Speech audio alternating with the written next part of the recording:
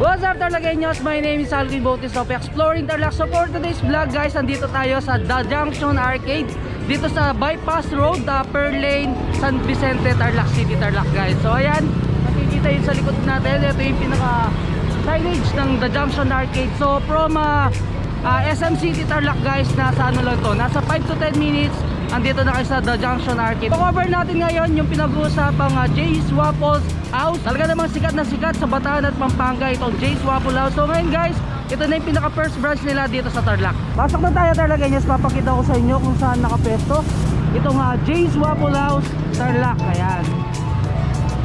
So ayan, dito makikita nyo naman yung pinaka-pesto dito sa The Junction Arcade is maraming mga available na tables and chairs. So ito na yung Jay's Waffle House. Ayan siya.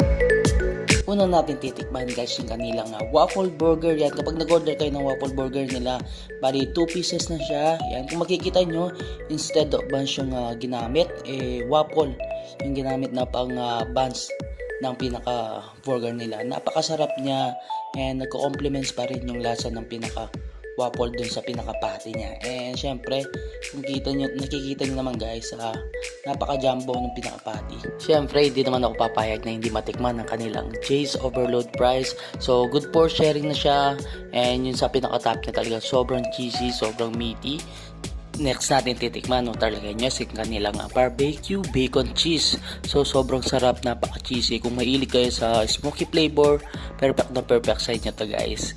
Ito naman ang kanilang double cheese Hungarian sausage.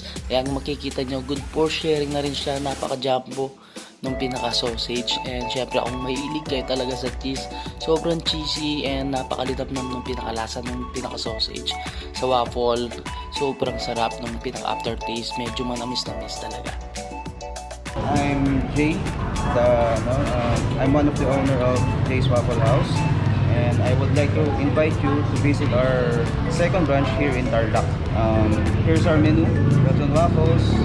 We serve this sweet Belgian snacks and waffle egg with a twist. Kung ano naman, tinatamad kayo lumabas, go for Grab. We have 50% off, more promos like buy to get one. Tarlagueños, we are inviting you na sana bisitahin nyo kami dito sa The Junction Arcade dito sa Bypass Road. We are open until 9 AM to 4 AM.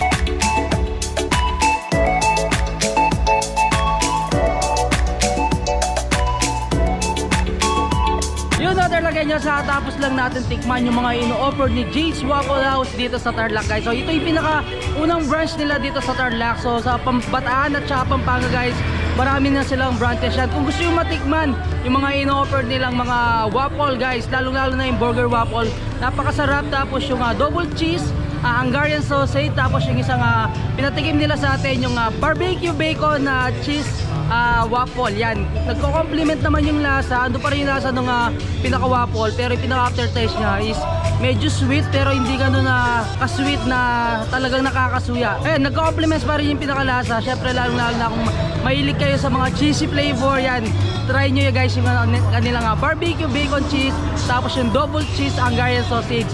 And kanina guys, pinatikim din sa atin yung Jay's Overload Fries. Grabe, super overload and napaka-cheesy and napakasarap. Yan, nagustuhan ko yung mga Waffle House ni Jay's Waffle House dito sa Tarlac. Yun guys, no, hanggang dito na lang. Don't forget to subscribe, like, comment, and click the notification bell para updated kayo sa lahat ng videos ko. And syempre guys, huwag nyo kalimutan i-share ang video to para malaman ng ibang mga Katarlaceños natin dyan. Ito ang Jay's Waffle House dito sa Junction Arcade, Bypass Road, Barangay San Vicente, Tarlac City, Tarlac. So open sila Monday to Sunday, 9 AM to 4 AM. Until our next vlog, peace out!